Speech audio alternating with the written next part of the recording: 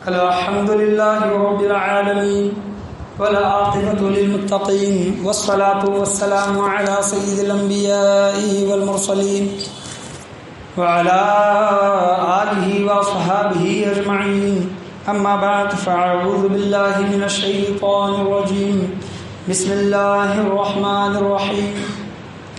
يا أيها الذين آمنوا اجتنبوا كثيرا من الظن إن بعد الظن إثم ولا تجسسوا. صدق الله ومولانا رسوله النبي العمين المكين الكريم وعلى آله الشاهدين والشاكرين والحمد لله رب العالمين. تقریر کا آغاز کرنے سے پہلے ہم اور آپ مل کر اپنے غلامی کا ثبوت دیتے ہوئے گنبد خضرا میں آرام فرمانے والے آقا، لمبے لمبے ہاتھوں سے بھیک دینے والے داتا جناب احمد مجتبیٰ محمد مصطفیٰ صلی اللہ علیہ وسلم کی بارگاہ بے کس پناہ میں درود و سلام کا ہدیہ نچھاور کریں. پڑی بآواز بلند اللہم صلی علی سیدنا و مولانا محمد مبارک صلی علیہ الصلاۃ والسلام علیک یا رسول اللہ صلی اللہ علیہ وسلم. اور ایک مرتبہ نبی اور آل نبی کے بارگاہ میں درود و سلام کا ہدیہ نشار کریں. پڑھی بآواز بلند اللہم صلی علی سیدنا و مولانا محمد مبارک صلی علیہ الصلاۃ والسلام علیک یا رسول اللہ صلی اللہ تعالی علیہ وسلم. ڈاکٹر علامہ اقبال کہتے ہیں کہ نہ تھی اپنے گناہوں کی خبر، نہ تھی اپنے گناہوں کی خبر، دیکھتے رہے اوروں کے عیب و ہنر. نہ تھی اپنے گناہوں کی خبر، دیکھتے رہے اوروں کے عیب و ہنر.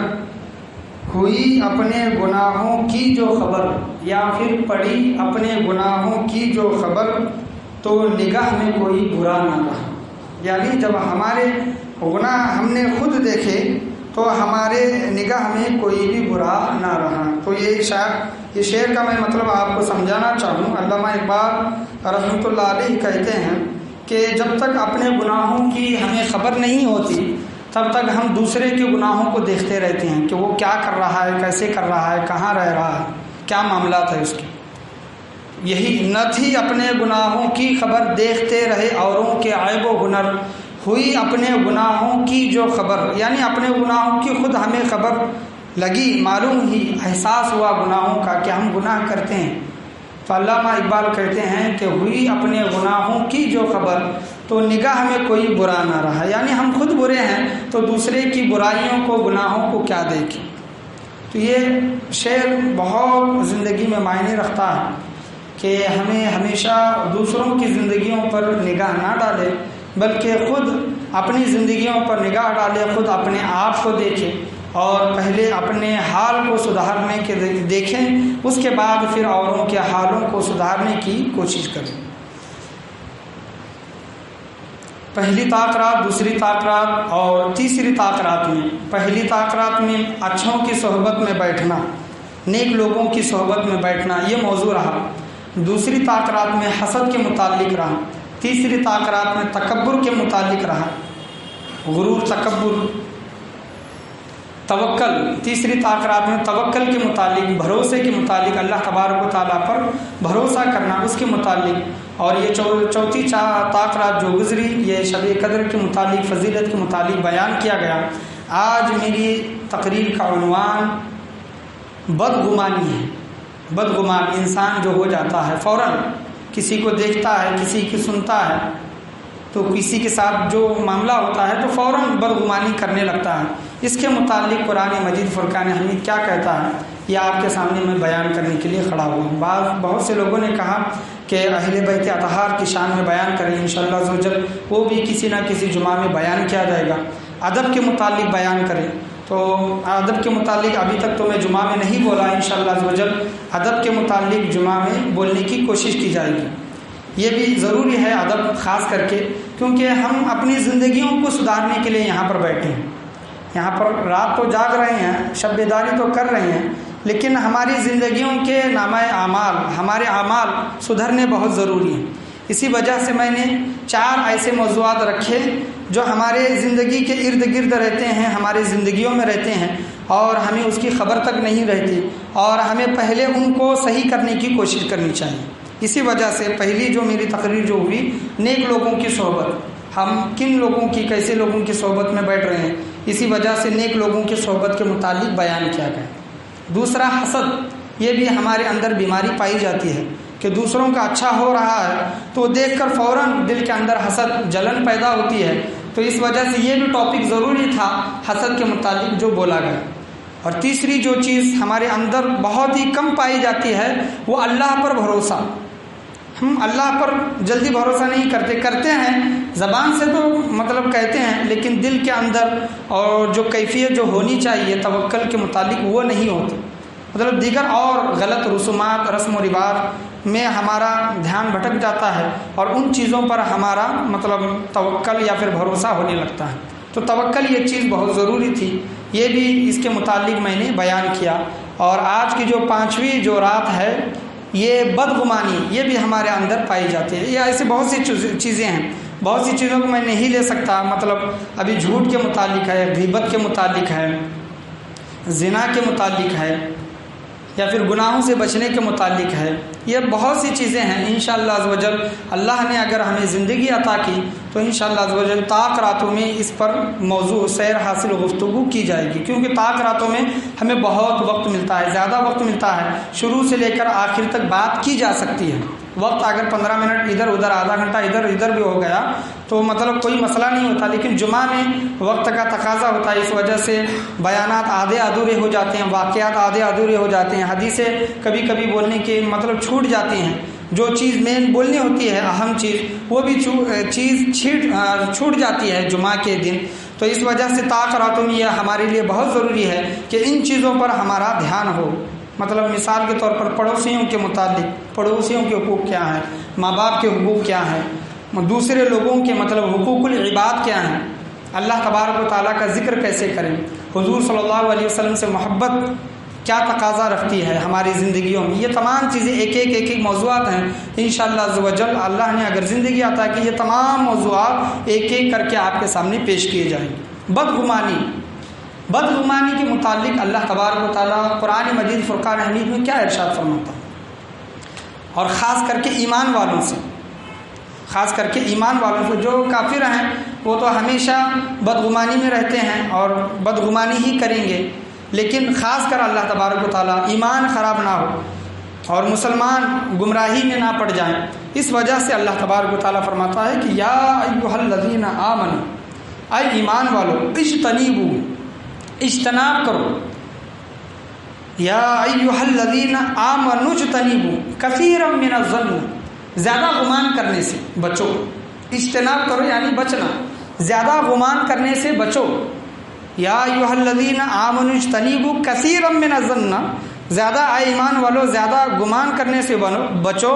ان بعض الظن اسم ولا تجسسوا، بعض گمان جو تم کرتے ہو یا پھر حد سے زیادہ جو گمان کرتے ہو، وہ اکثر گمان تمہارے صحیح نہیں ہوتے بلکہ وہ گناہ ہوتے ہیں۔ بعض گمان، ان بعض الظن اسم ولا تجسسوا، جو تم جستجو کرتے ہو تو وہ کیا ہوتا ہے، وہ گناہ میں تبدیل ہو جاتے ہیں۔ آگے اس کا اور ذکر آیا ہے، ولا یغتب بعضکم بعضا ایحب احدکم ان یاکل لحم اخیہ میتا فکرہتموہ ان اللہ یحب المتوکلین۔ یہ ایسے چیزیں آئی ہیں، اللہ تبارک و تعالیٰ فرماتا ہے اس کے آگے، کیا تم یہ پسند کرتے ہو کہ اپنے بھائی کا تم گوشت کھانا پسند کرتے ہو؟ گوشت کھانے سے مراد وہی غیبت، چغلی وغیرہ یہ چیزیں۔ غیبت وغیرہ کیسے آتی ہے ہمارے اندر؟ یہی بدگمانی کی وجہ سے غیبت، چغلی وغیرہ ہمارے اندر پیدا ہوتی ہے، بدگمانی کی وجہ سے۔ یہ الگ موضوع ہے غیبت کا، لیکن بدگمانی کے متعلق بزرگان دین اور آپ صلی اللہ علیہ وسلم کے احادیث کریمہ کیا فرماتے ہیں، یہ آپ کے سامنے بیان کرنے کے لیے میں کھڑا ہوا ہوں۔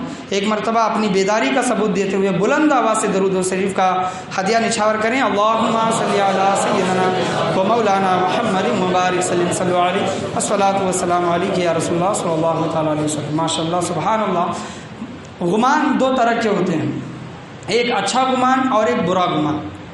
اور مسلمان کو، ایمان والے کو چاہیے کہ ہر ایک کے ساتھ اچھا گمان کریں، ہر ایک کے ساتھ اچھا گمان کریں اور برا گمان کرنے سے ہمیشہ اجتناب کریں۔ قرآن مجید فرقان حمید کا حکم ہے۔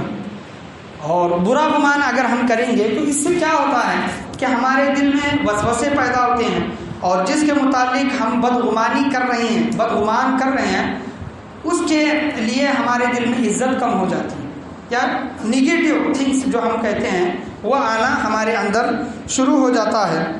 اور ہمیشہ چاہے وہ مخلوق کے ساتھ ہو یا پھر اللہ تبارک و تعالیٰ کے ساتھ ہو، نیک گمان کرنے کی ہمیشہ ہمیں کوشش کرنی چاہیے۔ حضرت فضیل بن عیاض رحمۃ اللہ علیہ، جن کا ذکر میں آپ کے سامنے بیان کر چکا ہوں، حضرت فضیل بن عیاض سمندر کے کنارے جا رہے تھے اور انہوں نے دیکھا کہ ایک دور دراز ساحل پر ایک مرد اور ایک عورت بیٹھے ہوئے ہیں، اور مرد عورت کو کچھ کھلا رہا۔ حضرت فضیل بن عیاض کہتے ہیں کہ میں سمندر کے پاس، کنارے کے پاس سنسان علاقے میں ان دو مرد عورت کو دیکھا تو میرے دل میں یہ خیال آیا کہ شاید یہ مرد اور عورت گناہ کرنے کے لیے وہاں پر بیٹھے، جیسا کہ ہمارے دماغ میں بھی آتا ہے کہیں ہم دیکھتے ہیں بغیچے میں یا پھر کہیں مطلب مارکیٹ وغیرہ میں کہیں پر ہم دیکھتے ہیں تو فوراً ہمارا مطلب جو سوچ ہوتی ہے وہ نگیٹو میں بدل جاتا ہے، غلط گمان میں۔ اور قرآن اسی کے متعلق فرماتا ہے اجتنبوا کثیرا من الظن، زیادہ گمان کرنے سے بچو۔ تو حضرت فضیل بن عیاض رحمۃ اللہ علیہ نے دیکھا کہ ایک مرد و عورت بیٹھے ہیں اور مرد عورت کو کھانا کھلا رہا ہے۔ حضرت فضیل بن عیاض رحمۃ اللہ علیہ نے سوچا کہ یہ مرد و عورت شاید گناہ کرنے کے لیے وہاں پر بیٹھے ہیں، اور آگے چلتے ہیں بستی میں اور کسی سے جا کر پوچھتے ہیں کہ وہ مرد و عورت کون ہے، تو بستی والے بتاتے ہیں کہ وہ مرد و عورت، جو عورت ہے وہ ماں ہے اور جو مرد ہے وہ اس کا بیٹا ہے۔ اللہ اکبر۔ جو عورت ہے وہ ماں ہے اور جو بیٹا ہے، جو لڑکا ہے، جو انسان ہے، جو مرد ہے، اس عورت کا بیٹا ہے، وہ بیمار رہتی ہے، اس وجہ سے ماں کو کھانا کھلانے کے لیے وہ انسان اپنی ماں کو باہر لے کر آتا ہے۔ تو حضرت فضیل بن عیاض نے ہمیشہ کے لیے اللہ تبارک و تعالیٰ کی بارگاہ میں بدگمانی کے متعلق توبہ کی کہ باری تعالیٰ میں نے تیرے فلاں بندے کے متعلق بدگمان ہوا، باری تعالیٰ اس گناہ سے میں توبہ کرتا ہوں، آئندہ سے اپنی زندگی میں کبھی بھی میں کسی انسان کے متعلق بدگمان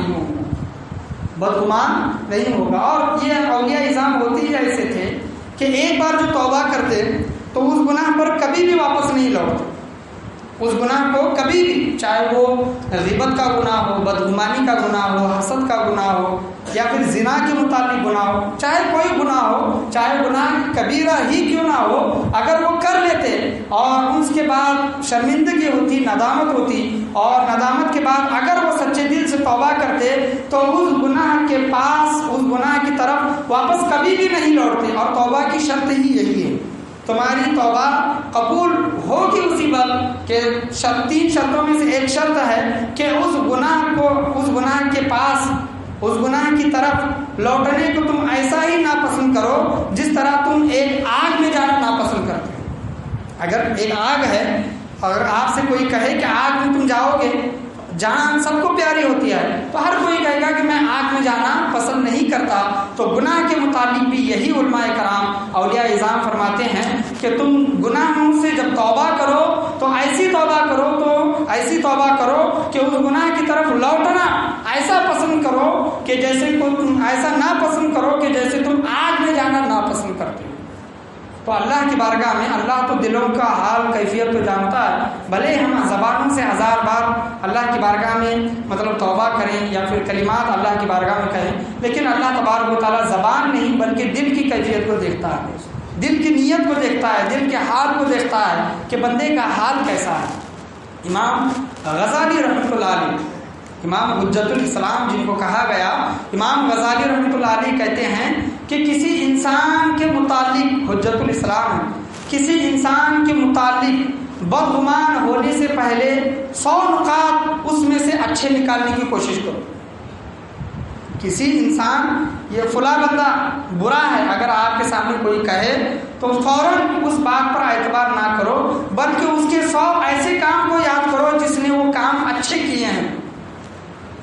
کون کہہ رہے ہیں؟ حجت الاسلام امام غزالی رحمۃ اللہ علیہ۔ 100 نکات، 100 ایسے پوائنٹ ایسے نکالو اس نے اچھے کام کیے ہیں تو تمہارا ذہن ہمیشہ پازیٹیو رہے گا، نیک رہے گا، حسن ظن اس انسان کے متعلق رہے گا۔ اور اللہ کا بھی یہی فرمان ہے، بندہ اللہ فرماتا ہے کہ بندہ میرے متعلق، میرے ساتھ جیسا ظن رکھتا ہے، یعنی جیسا سوچ رکھتا ہے، اللہ فرماتا ہے کہ بندہ میرے متعلق جیسی سوچ رکھتا ہے میں اس کے ساتھ وہی معاملہ کرتا ہوں، میں اس کے ساتھ وہی معاملہ کرتا ہوں۔ تو اللہ تبارک و تعالیٰ کے ساتھ بھی ہمیشہ ہمیں حسن ظن رکھنے کی کوشش کرنی چاہیے۔ بڑے بڑے بزرگان دین کے زندگیوں کے اعمال سے ہمیں بہت کچھ سیکھنے ملتا ہے۔ حضرت شیخ سعدی رحمۃ اللہ علیہ جب بہت ہی چھوٹے تھے، 8-10 سالہ عمر تھی، ان کے گھر میں مہمان رکنے کے لیے آئے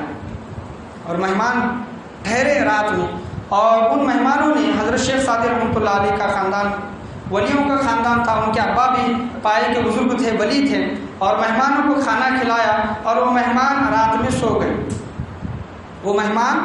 سو گئے اور حضرت شیخ سعدی رحمۃ اللہ علیہ اور ان کے ابا حضور رات میں اٹھ کر تہجد ادا کرنے لگے۔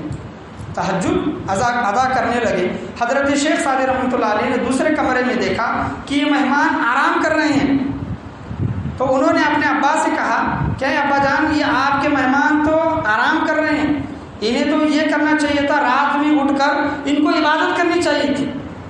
حضرت شیخ سعدی رحمۃ اللہ علیہ بچپن میں فرماتے، تو ان کے ابا حضور بچے کی اس بات پر، باپ اگر کوئی ہے، بچہ اگر کوئی ایسا بات کرتا ہے تو باپ کی ذمہ داری ہے، ماں کی ذمہ داری ہے، گھر والوں کی ذمہ داری ہے کہ بچوں کی تربیت کرے۔ صرف حافظ صاحب کی ذمہ داری نہیں ہوتی۔ حافظ صاحب کے پاس بچہ عربی کے لیے صرف 1 گھنٹہ آتا ہے، اور اس میں بھی وہ بچہ ڈسپلن کے ساتھ رہتا ہے، دنگا مستی کرنا، گالی گلوچ کرنا، شرارتیں کرنا، یہ تمام چیزیں نہیں کرتا۔ کیوں نہیں کرتا؟ استاد کا ڈر رہتا ہے، استاد کا ادب رہتا ہے، اس وجہ سے نہیں کرتا بچہ۔ لیکن استاد کے پاس کتنا؟ 1 گھنٹہ 2 گھنٹہ، باقی کے تمام گھنٹے وہ کن کے پاس رہتا ہے؟ کن کو دیکھ کر سیکھتا ہے؟ اپنے ماں باپ کو، اپنے گھر والوں کو دیکھ کر سیکھتا ہے۔ اگر حافظ صاحب کے پاس اگر وہ بچہ 1 گھنٹہ رہے تو حافظ صاحب کے متعلق، مولانا کے متعلق، استاد کے متعلق اس بچے کا ذہن بدل جاتا ہے، وہ حافظ صاحب کا ادب کرتا ہے، بھلے اپنے ابا کا ادب نہ کرے، امی کا ادب نہ کرے، گھر والوں کا ادب نہ کرے، حافظ صاحب کو دیکھے گا تو ڈر جائے گا، ادب کرنے لگے۔ کیوں؟ اس کے دماغ میں ایک پکچر بنی ہوئی ہوتی ہے کہ حافظ صاحب ایسے ہیں۔ تو یہی سوچ ہمارے بچوں کے دل کے اندر ڈالنے کی ہمیں کوشش کرنی چاہیے۔ آج ماں باپ ہیں، باپ اگر بیٹھا ہے ٹی وی دیکھتے بیٹھتا ہے اور اذان ہو رہی ہے تو بچے سے کہتا ہے کہ جا نماز پڑھو، تو بچہ ایسے نماز نہیں پڑھے گا۔ پہلے خود باپ کو عمل کرنا ہوگا، ٹی وی بند کرنا ہوگا، مسجد کی طرف جانا ہوگا، تو بچہ پوچھے گا کہ ابا آپ کہاں جا رہے ہیں؟ میں نماز کے لیے جا رہا ہوں، تو بچہ باپ کے ساتھ ساتھ میں آئے گا۔ یہ تمام چیزیں ہیں۔ ماں اگر گھر میں کسی کی غیبت کرتی ہے، کسی کی چغلی کرتی ہے، تو بچی ہے، بچہ ہے، ماں کو وہ دیکھتے رہتا ہے دن بھر، اور اسی طرح اس کے دل میں وہ تمام چیزیں آنا شروع ہو جاتی ہیں۔ حضرت شیخ سعدی رحمۃ اللہ علیہ نے کہا کہ ابا حضور، یہ جو آپ کے مہمان آرام کر رہے ہیں، ان کو چاہیے تھا کہ یہ رات میں اٹھ کر عبادت کریں۔ تو ان کے اس بات پر ان کے ابا حضور نے کہا کہ بیٹا، ابھی جو تو بات کہی ہے، بیٹا شیخ سعدی تو نے ابھی جو بات کہی ہے، اس سے کئی گنا اچھا ہوتا کہ تو رات میں سو جاتا، عبادتیں نہیں کرتا، رات میں سو جاتا، کیونکہ ان کے متعلق تو نے غلط گمان کیا ہے۔ شیخ سعدی رحمۃ اللہ علیہ کو، بچے کو سیکھ دے رہے ہیں کہ بیٹا اس سے کئی گنا بہتر تھا کہ تو رات میں سو جاتا، لیکن ان کی برائی نہ کرتا، ان کے متعلق برا ذہن، بدگمانی نہ کرتا۔ تو یہ کیا چیز ہے؟ ہو سکتا ہے مہمان دور دراز علاقے سے آئے ہیں، تھک کر آئے ہیں، رات میں سو گئے ہیں، یہ ایسے پوائنٹ، ایسے نکات ہمیں نکالنے چاہیے۔ مہمان ہیں، تھک گئے ہوں گے، بیمار ہوں گے، یا پھر بھوک زیادہ لگی تھی، زیادہ کھا کر سو گئے ہوں گے، یہ چیزیں ہمیں نکالنے کی کوشش کرنی چاہیے، نہ کہ یہ کہ آئے ہیں عبادت نہیں کرتے، دنگا مستی، یہ تمام چیزیں ہیں۔ تو حضرت امام غزالی رحمۃ اللہ علیہ فرماتے ہیں، جو میں نے آپ کے سامنے بیان کیا، کہ کسی کے متعلق برا گمان کرنے سے پہلے اس کے متعلق 100 اچھی باتیں نکالو اور پھر کسی نتیجے پر تم پہنچنے کی کوشش کرو۔ اللہ کے ساتھ ہمارا معاملہ، حضور صلی اللہ علیہ وسلم کی بارگاہ میں یہ حدیث ہم کو بہت کچھ سکھاتی ہے، بہت کچھ سکھاتی ہے۔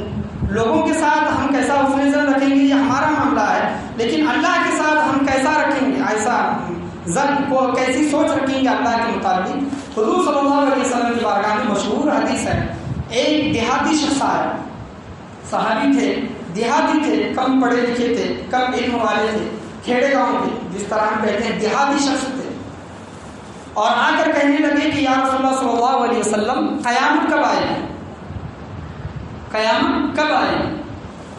تو اللہ کے پیارے نبی صلی اللہ علیہ وسلم نے کہا کہ قیامت تو جب آنا ہے آئے گی، عائشہ سے تو بتا تو نے قیامت کی تیاری کیا کی ہے؟ قیامت کے بارے میں پوچھ رہا ہے تو نے قیامت کی تیاری کیا کی ہے؟ تو شخص کہنے لگا کہ نہ میرے نمازیں زیادہ ہیں، نہ روزے زیادہ ہیں، نہ زکوٰۃ زیادہ ہے، نہ حج زیادہ ہے، نہ نفلی عبادتیں زیادہ ہیں، لیکن یا رسول اللہ صلی اللہ علیہ وسلم ایک چیز ہے، میرے اعمال زیادہ تو نہیں، میرے اعمال زیادہ نہیں، لیکن ایک چیز، ایک ظن، ایک سوچ میرے دل کے اندر ہے کہ میں اللہ اور اس کے رسول سے بے پناہ محبت کرتا ہوں۔ سبحان اللہ۔ وہ شخص کیا کہنے لگا، کون سا جملہ اس نے ارشاد فرمایا کہ میں اللہ اور اس کے رسول سے بے پناہ محبت کرتا ہوں۔ تو حضور صلی اللہ علیہ وسلم نے کہا کہ تو دنیا میں جس سے محبت رکھے گا بروز محشر تیرا معاملہ اسی کے ساتھ ہوگا۔ سبحان اللہ۔ یہ جب جملہ صحابہ کرام سنے، صحابہ کرام نے یہ جب جملہ سنا تو حضرت انس بن مالک رضی اللہ تعالیٰ عنہ کہتے ہیں کہ مجھے اتنی خوشی ہوئی اور میں کہنے لگا کہ میں دنیا میں سب سے زیادہ محبت حضور صلی اللہ علیہ وسلم اور حضرت ابوبکر صدیق رضی اللہ تعالیٰ عنہ سے کرتا ہوں۔ مطلب صحابہ کرام نے یہ ظن، یہ سوچ بنا لی کہ ہم دنیا میں جس سے محبت رکھتے ہیں ہمارا معاملہ اسی کے ساتھ ہو، چاہے ہمارے اعمال کیسے ہی کیوں نہ ہو، کم ہی کیوں نہ ہو، اعمال برے ہی کیوں نہ ہو، اگر اچھی سوچ رکھیں گے، اچھی سوچ کے ساتھ پوری زندگی ہم گزر بسر کریں گے تو ہم غیبت جیسے گناہ سے بھی بچیں گے، چغلی جیسے گناہ سے بھی بچیں گے، حسد جیسے گناہ سے بھی بچیں گے، بغض و کینہ جس کے مطابق بیان کیا گیا شب قدر میں کہ اگر جس کے دل میں بغض و کینہ ہے، دشمنی ہے، جب تک وہ سچے دل کے ساتھ توبہ نہیں کرتا تو شب قدر میں بھی اس کی بخشش و مغفرت نہیں ہوتی۔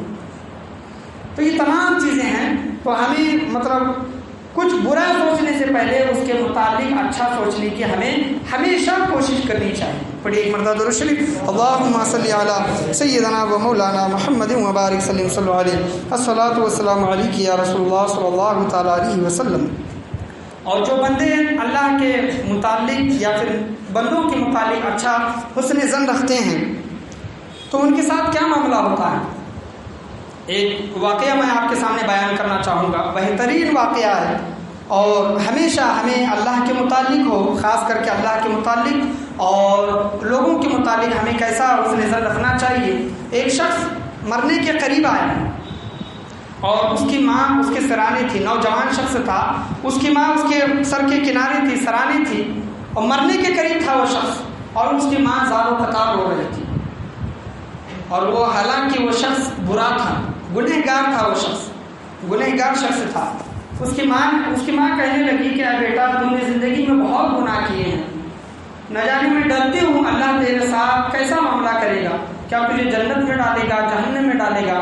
جہنم میں اگر تجھے ڈالے گا تو تو جہنم کے عذاب کو برداشت نہیں کر پائے گا۔ یہی تمام چیزیں میں سوچ کر اے بیٹا رو رہی ہوں، قبر میں تیرے ساتھ کیا معاملہ ہوگا، وحشی جانور جو زہریلے جو جانور ہیں تیرے ساتھ کیا معاملہ کریں گے، زمین تجھ کو کس طرح دبائے گی، اور قبر کا حال کیا ہوگا؟ اے بیٹا وہ تمام چیزیں یاد کر کے میں رو رہی ہوں۔ تو گنہگار شخص آخر میں اس کو گناہوں کی مطلب احساس ہوا، ندامت ہوئی، شرمندگی ہوئی۔ وہ شخص اپنی ماں سے کہتا ہے، بیٹا اپنی ماں سے کہتا ہے کہ امی جان جائیے رسوئی گھر میں سے جو چولہے میں جو آگ جل رہی ہے اس آگ میں سے ایک انگارہ نکال کر لے کر آئیں اور میرے ہاتھ میں رکھ دیں۔ وہ شخص کیا کہتا ہے کہ رسوئی گھر میں جاؤ اور جو انگارہ ہے وہ نکال کر میرے ہاتھ میں رکھ دو۔ یہ سیکھ سبق حاصل کرنے کے لیے ہمارے لیے یہ واقعہ کافی ہے۔ تو ماں کہتی ہے کہ اے بیٹا میں تجھے دنیا میں جلتا ہوا نہیں دیکھ سکتی، تیرے ہاتھ جلتے ہوئے نہیں دیکھ سکتی۔ تو وہ بیٹا کہتا ہے کہ اے ماں تو میری ایک لوتی ماں ہے، ایک ماں ہے، لیکن وہ رب ذوالجلال تو مجھے 70 ماؤں سے زیادہ پیار کرتا ہے، اے ماں جب تو مجھے دنیا میں جلتا ہوا نہیں دے سکتی تو اللہ تبارک و تعالیٰ مجھے جہنم میں کیسے ڈالے گا؟ جیسی سوچ رکھو گے اللہ تبارک و تعالیٰ ویسا تمہارے ساتھ معاملہ کرے گا۔ آج ہمارے گھر کی عورتوں کے اندر، اور خاص کر جس کے اندر کم علم ہے، دین کی کمی ہے، تو وہ اکثر لوگ شکوہ کرنے لگتے ہیں، شکایت کرنے لگتے ہیں، اللہ تبارک و تعالیٰ کے ساتھ بدظن ہو جاتے ہیں، لوگوں کے ساتھ بدظن ہو جاتے ہیں۔ اگر کسی کے گھر میں مطلب فلاں بچے کی یا پھر نوجوان انسان کی مطلب فوت ہو جائے، انتقال ہو جائے، تو فوراً اللہ تبارک و تعالیٰ کے ساتھ معاملہ ہمارا بگڑ جاتا ہے، بدظن ہو جاتے ہیں کہ کہتے ہیں کہ اے باری تعالیٰ تو نے ہمارے ساتھ کیا معاملہ کیا۔ یہ تمام چیزیں ہمارے گھر میں ہوتی ہیں، یا پھر ہماری گھر کی عورتوں کے اندر دیکھا جاتا ہے کہ بیمار پڑتے ہیں یا پھر کوئی پریشانی آتی ہے، مصیبت کی گھڑی آتی ہے، مشکل کی گھڑی آتی ہے، تو کہتے ہیں یہاں تک یہ جملہ آتا ہے کہ اے باری تعالیٰ کیا ہم ہی ہیں جو دنیا میں تو ہم پر مصیبت ڈال رہا ہے۔ مصیبت اللہ تبارک و تعالیٰ انہی لوگوں پر ڈالتا ہے جو اس کے پیارے ہوتے ہیں، جو اس کے محبوب ہوتے ہیں۔ اگر اللہ تبارک و تعالیٰ اپنے پیاروں پر، اپنے محبوب بندوں پر مصیبت نہ ڈالتا تو کبھی بھی ہمارے آقا صلی اللہ علیہ وسلم اپنے دندان مبارک شہید نہیں کرواتے، کبھی بھی ہمارے آقا صلی اللہ علیہ وسلم طائف کے میدان میں زخمی نہیں ہوتے، اپنے پیر زخمی نہیں کراتے۔ طائف کے میدان میں بھی دیکھیے فرشتے آ کر کہتے ہیں حضور صلی اللہ علیہ وسلم سے، یا رسول اللہ ہمیں حکم دیں، یہ طائف والے جو ہیں آپ پر اتنا ظلم و ستم کیے ہیں، 2 پہاڑوں کے درمیان ان کی جو بستی ہے، ہمیں حکم دے، یہ بستی کو ہم یہ دونوں پہاڑوں کو اس طرح ملائیں گے کہ یہ بستی والے چکنا چور ہو جائیں گے، ہمیں حکم دے۔ فرشتے آ کر اجازت مانگ رہے ہیں، لیکن حضور صلی اللہ علیہ وسلم کا حسن ظن دیکھیں، کہتے ہیں رسول اللہ صلی اللہ علیہ وسلم کیا کہہ رہے ہیں، ان کا معاملہ کیسے ہیں، جفاؤں کے بدلے وفائیں تمہاری، ستمگر کے حق میں دعائیں ہیں تمہاری، عجب صبر کا وہ عالم اللہ اکبر، درود تم پر سلام تم پر۔ جفا کر رہے ہیں، ظلم کر رہے ہیں، ستم ڈھا رہے ہیں، لیکن ان کے ساتھ کیا معاملہ ہے حضور صلی اللہ علیہ وسلم کا؟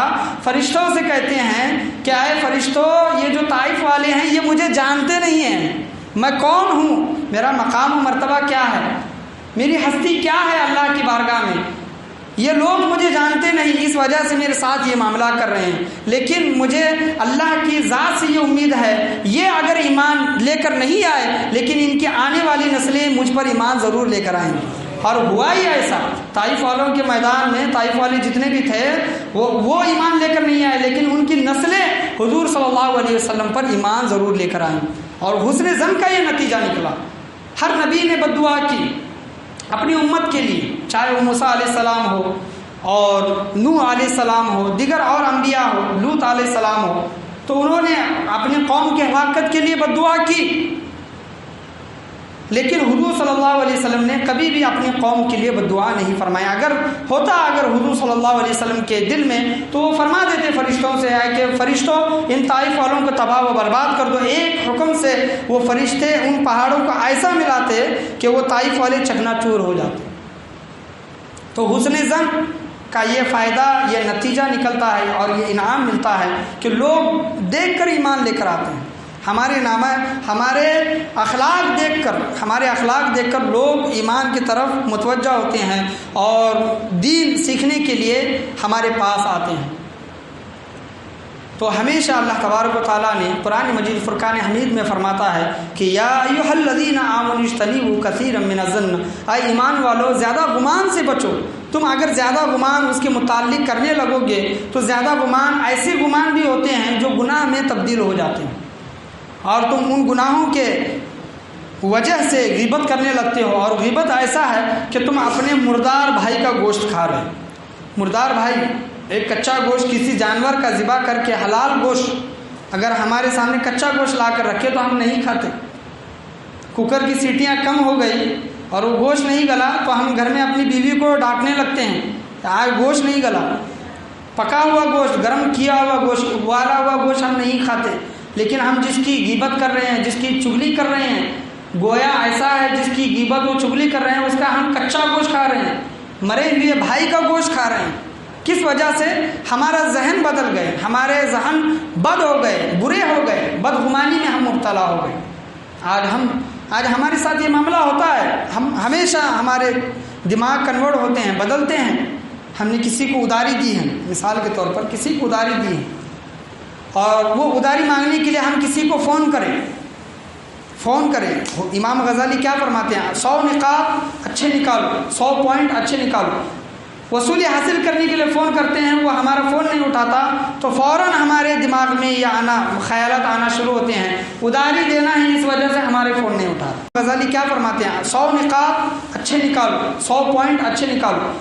وصولی حاصل کرنے کے لیے فون کرتے ہیں، وہ ہمارا فون نہیں اٹھاتا تو فوراً ہمارے دماغ میں یہ خیالات آنا شروع ہوتے ہیں، اداری دینا ہے اس وجہ سے ہمارے فون نہیں اٹھاتا. معاملہ یہ بھی ہو سکتا ہے کہ وہ فون اپنے گھر میں بھول کے گیا ہوگا، فون سائلنٹ پہ ہوگا. اچھے نکات ہیں کہ نہیں؟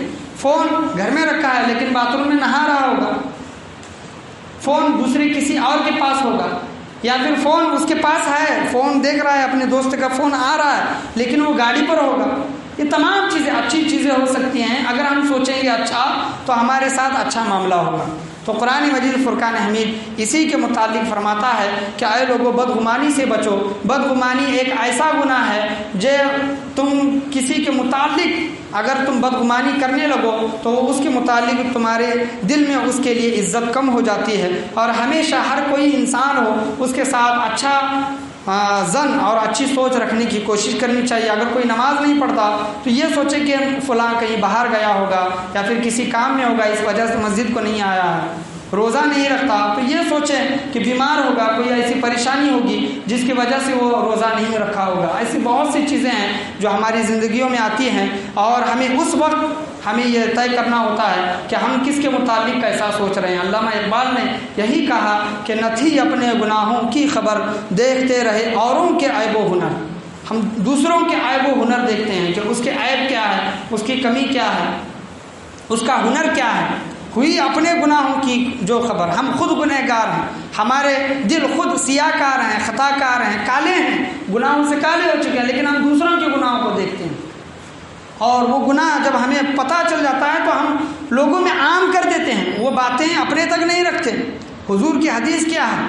آپ صلی اللہ علیہ وسلم فرماتے ہیں کہ اگر مسلمان بھائی کا، مومن بھائی کا گناہ یا پھر کوئی بری چیز تمہیں پتہ چل جائے اور اس بری چیز کو اور اس گناہ کو تم نے کسی کو بتایا نہیں، کیا وہ پردہ فاش نہیں کیا، کسی کے گناہ کو نہیں بتایا، اپنے مومن مسلمان بھائی کا گناہ تمہارے سامنے آ گیا، کوئی بری بات سامنے آ گئی اور وہ بری بات کو اپنے پاس رکھا، اپنے تک رکھا، اس پر پردہ ڈالا، تو حضور صلی اللہ علیہ وسلم فرماتے ہیں جو مومن مسلمان اپنے بھائی کا گناہ کو چھپاتا ہے تو بروز محشر اللہ تبارک و تعالیٰ قیامت کے دن اس کے گناہوں کو لوگوں کے سامنے چھپائے گا، لوگوں کے سامنے اس کے گناہوں کو چھپائے گا. کتنا بڑا انعام ہے، کتنا بڑا بدلہ مل رہا ہے. آج 4 لوگوں کے سامنے ہمارے گناہ سامنے آ جاتے ہیں تو ہم شرمندگی محسوس کرتے ہیں، سر نیچے کر لیتے ہیں، منہ چھپا کر دوسری جگہ سے جاتے ہیں. اس وقت حضرت آدم علیہ السلام سے لے کر قیامت تک کے لوگ ہوں گے اور اس وقت نامہ اعمال کھولا جائے گا، ایک ایک دن کا، ایک ایک لمحے کا، ذرے ذرے کا حساب دکھایا جائے گا. تو اس وقت ہمارا حال کیا ہوگا؟ جب کسی مسلمان بھائی کی یا پھر بہن کی، مومن بھائی یا پھر بہن کی خبر ہمارے تک آتی ہے تو دوسرے تک نہ پہنچائیں، اپنے تک رکھیں، چھپانے کی کوشش کریں. ہو سکتا ہے اگر ہم اس کے گناہوں کو لوگوں کے سامنے کھول دیں اور اس کا دل ناراض ہو جائے، اور اس کے دل کی ناراضگی کا ذریعہ کون بن رہا ہے؟ ہم بن رہے ہیں. اور جب تک اس انسان سے معافی نہیں مانگیں گے اللہ تبارک و تعالیٰ معاف نہیں کرے گا. آج ہم اس کے ساتھ معاملہ ایسا کر رہے ہیں، ہو سکتا ہے آنے والی زندگی میں ہمارے ساتھ ویسا معاملہ ہو. کما تدین تدان، یہ قرآن کا قول ہے کہ تم جیسا کرو گے ویسا تمہارے ساتھ ہوگا. کما تدین تدان.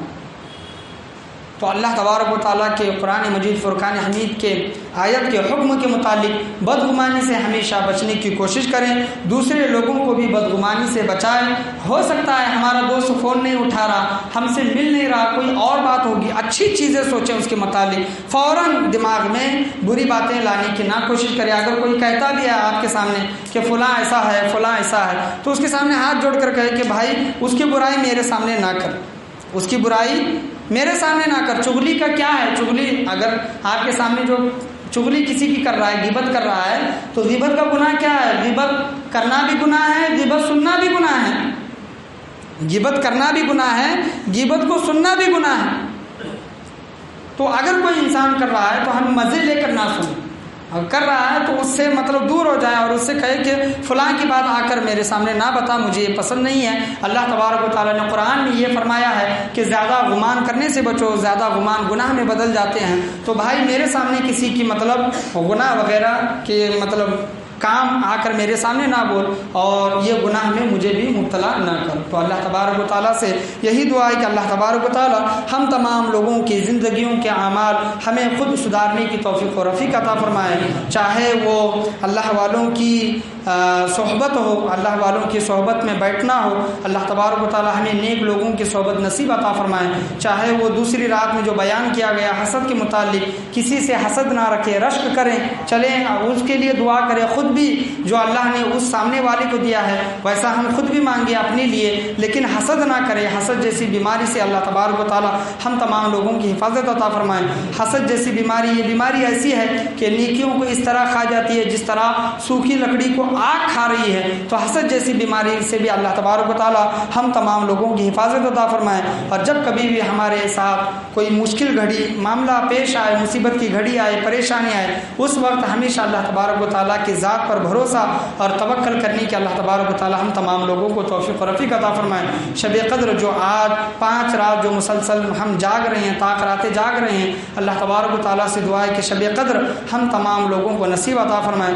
جو لوگ آج رات میں آئے ہیں یا پھر مسلسل 5 رات جو آ رہے ہیں، اللہ تبارک و تعالیٰ سے یہی دعا ہے کہ شب قدر کا جو وعدہ ہے اللہ تبارک و تعالیٰ کا، لیلۃ القدر خیر من الف شہر، یہ شب قدر ایسی رات ہے جو 1000 مہینوں سے افضل ہے۔ جو ہم جتنی بھی آپ جیسی بھی عبادتیں کر رہے ہیں، وہ ان عبادتوں کے بدلے اللہ تبارک و تعالیٰ ہمیں 1000 مہینوں کی عبادت کا ثواب ہم تمام لوگوں کو نصیب عطا فرمائے۔ ہمیشہ بدگمان کرنے سے اللہ تبارک و تعالیٰ ہماری توفیق، ہمیں بچنے کی توفیق و رفیق عطا فرمائے۔ کسی کے متعلق اگر کوئی بات آتی ہے تو سب سے پہلے برا سوچنے سے پہلے اس کے متعلق کوئی اچھی چیز سوچے، کہ ہو سکتا ہے کہ اس نے مجبوری میں کیا کام کیا ہو، یا پھر کسی کے دباؤ میں آ کر کام کیا ہو، یا پھر کسی کے ڈرانے سے کام کیا ہو۔ تو اچھے ظن، اچھی سوچ اس کے متعلق رکھنے کی، اور خاص کر کے اللہ تبارک و تعالیٰ کے ساتھ اچھا حسن ظن رکھنے کی اللہ تبارک و تعالیٰ ہم تمام لوگوں کو توفیق و رفیق عطا فرمائے۔